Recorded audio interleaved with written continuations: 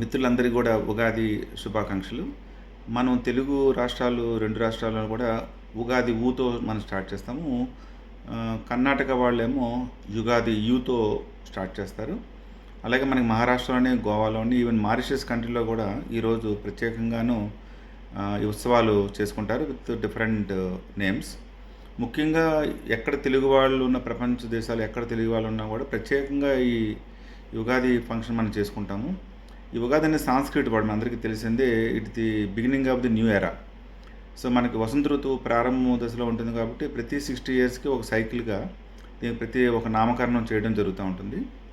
So అట్లాగనే అంటే దీని యొక్క మెయిన్ అంటే మధ్యయుగ కాలంలోని మన యొక్క ఇతిహాసాల్లోని కూడా మన స్క్రిప్ట్స్లో అసలు ఈ ఉగాది యొక్క మెయిన్ కాన్సెప్ట్ ఏంటంటే 12th సెంచరీలో నుంచే మనకి ఇది ఉగాది అన్నది మనం రెగ్యులర్గా మనం చేసుకుంటున్నాం. అప్పట్లో ఉన్న ఐడియా ఏంటంటే ఇది day of the charity.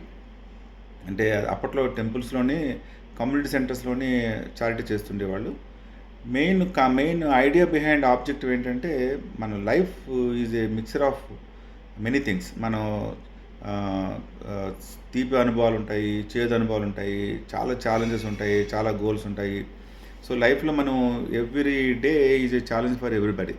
So ఈ అన్నిటిని తట్టుకొని చిత్తప్రజ్ఞతో ఉండడం అన్నది ది మెయిన్ ఆబ్జెక్టివ్ ఆఫ్ ఈ ఉగాది. సో అందుకని the day marks for the charity కాబట్టి అందరూ కూడా ఏదో ఒక మంచి చారిటీ చేయాలని మిమ్మల్ని కూడా విజ్ఞప్తి చేస్తున్నాను. Thank you very much. అందరికీ ఇంకొకసారి ఉగాది శుభాకాంక్షలు.